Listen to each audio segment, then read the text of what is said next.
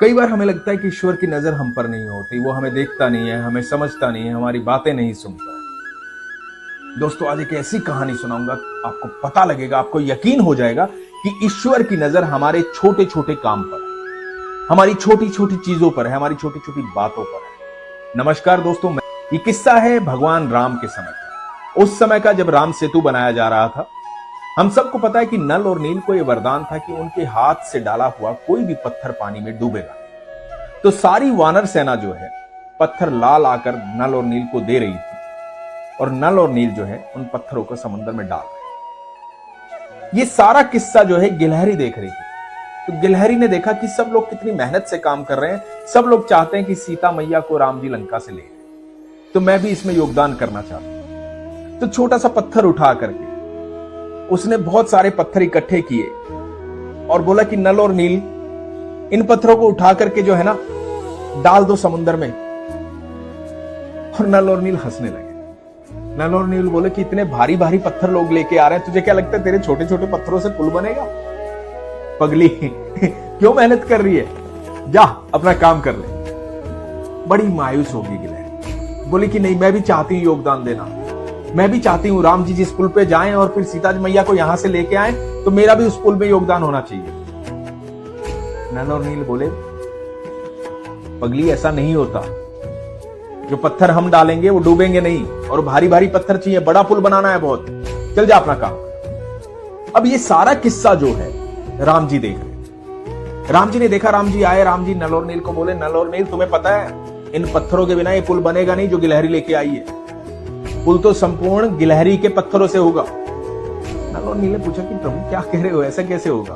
बोले, तुम्हें पता है कि ये जो छोटे छोटे पत्थर है ना, ये तुम डालो, जो तुम्हारे बड़े बड़े पत्थर है ना उनके बीच में जाके फंसेंगे और वो एक दूसरे से सरकेंगे नहीं, घिसेंगे नहीं, ऊपर नीचे नहीं जाएंगे, डगमगाएंगे नहीं।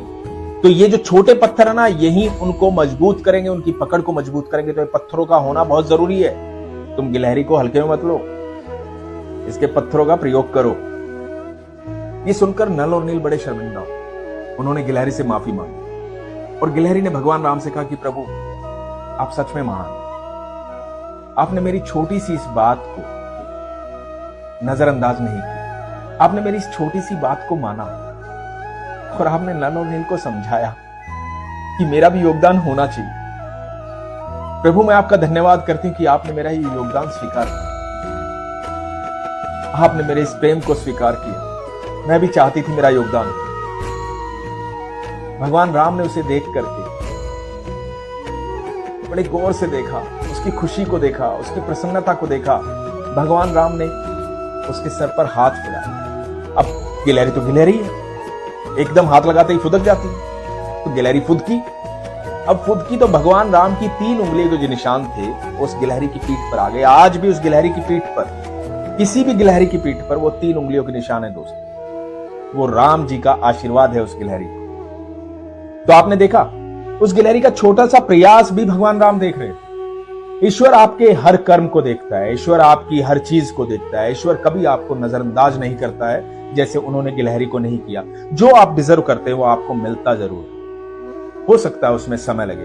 ये तो बड़ी पुरानी कहावत है कि भगवान के घर देर है अंधेर नहीं, तो थोड़ा देर से हो सकता है, लेकिन ईश्वर हमेशा न्याय करता है। तो अपने विश्वास को मजबूत रखें, खुश रहें और कभी ना हारें, लगे रहें। धन्यवाद दोस्तों, हरे कृष्ण।